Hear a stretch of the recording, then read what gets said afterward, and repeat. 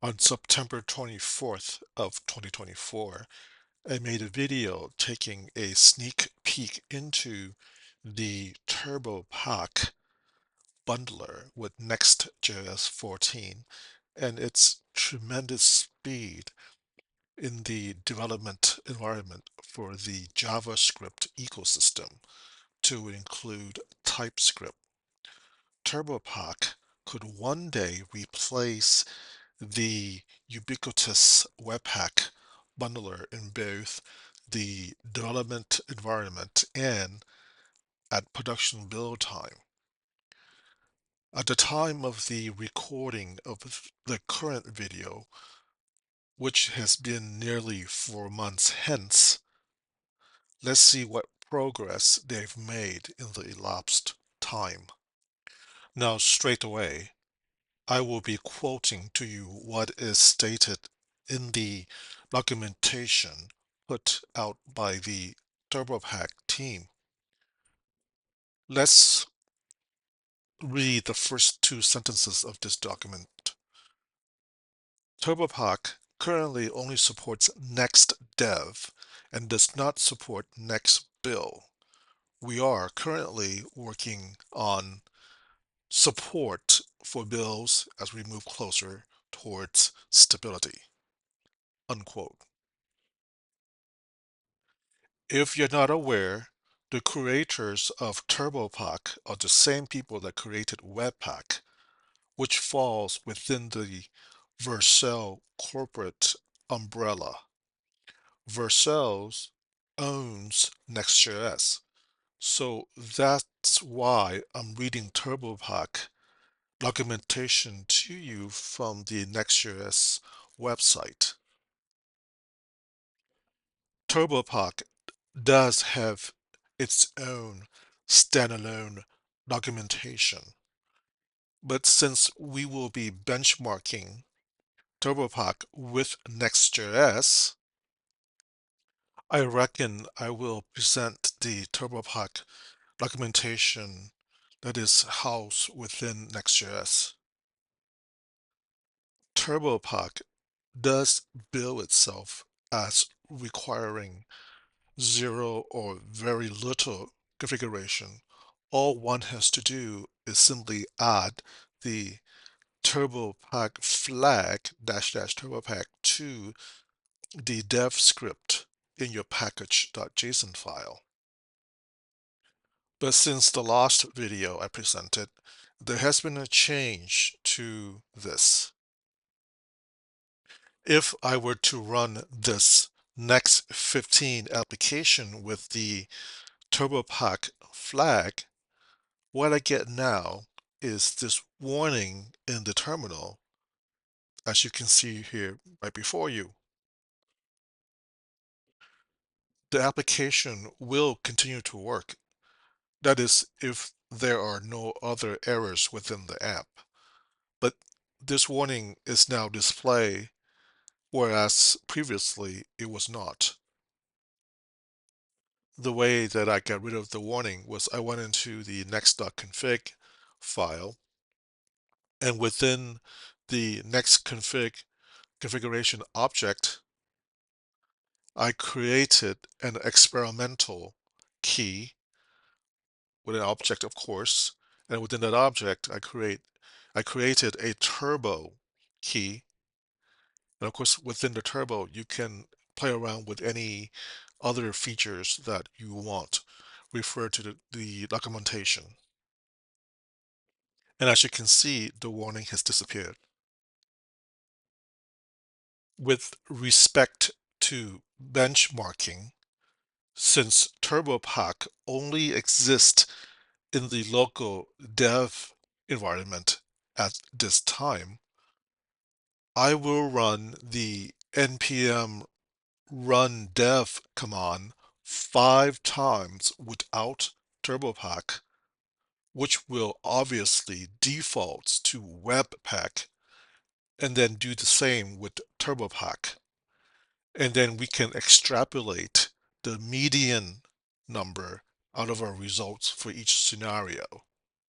I'll run the test in front of you so you can see the results for yourselves. first run, 894 for the first run, 898 for the second run, 882 for the third run,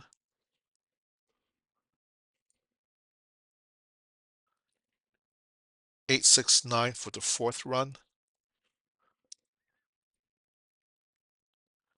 and 875 for the fifth run. So without Turbopack using Webpack, the median time for those tests is 882 milliseconds. 882 milliseconds. Now we test with Turbopack. 531 for the first run, 540 for the second run,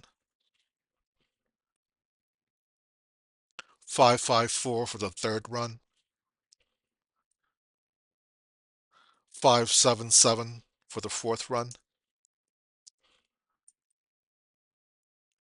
and 535 for the fifth run.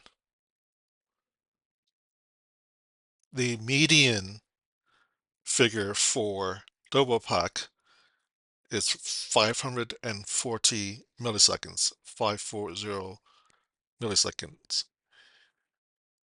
Therefore, Turbopack is 38.77% faster than Webpack, which is not surprising. Now, obviously, if you have a very large corporate application and you are also transpiling TypeScript, the improvement will be of a great help. Certainly 38% faster. And I suppose you get 38% of your life back. I did notice some peculiarities when using Turbopack. For example, if you do a modular export with a data structure that looks like this, it will throw an error. It will say that, for example, if I were to import this cv.data.js file from somewhere else in the code base, it'll throw an error stating that this file, this module is not found. Whereas using Webpack, it works just fine. So what I did to fix that was I converted the modular export, which is the old school AMD approach from back in the day, to a more modern um, ECMAScript 6 plus syntax. I converted the module.export to a constant, and then I export the constant, um, and then everything was working just fine using Turbopack. You might find these type of issues with your aliases as well when you use Turbopack. Um, Honestly, I think this approach is a better practice anyway. Another thing that I've noticed in terms of speed is that when I hit the first root in the browser, which is to say that when I open up the browser and go to my first root to get like the landing page, for example, I've noticed that the compilation time here is a lot faster in Turbopack than it is in Webpack consistently. Now, in a trivial app, that doesn't mean much, but again, if you are working with a very large corporate application,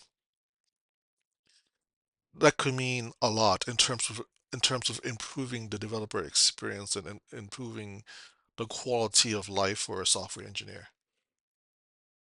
Just to balance things out a bit, so as to not sound like I'm shilling for Vercel. What I mentioned earlier about aliasing, if you import certain component of Next.js, following the documentation, at this time, again, Turbopack is still experimental at this time, Turbopack might throw an error um, in terms of aliasing in some rare scenario. If you import like this, it can get confused. Again, this can be like a extreme scenario, but this might happen, so just FYI. Again, I've said in my previous video, I have no financial relationship with Vercel. Um, I'm just doing this for the community. They're not paying me at all. Per usual, all the links to the documentation will be in the description portion of the video. Please consider subscribing to my channel if you're not already a subscriber. It does not cost you anything, and one day will help me out tremendously. Please consider giving this video a thumbs up if you like it. I thank you for watching, and I'll see you next time.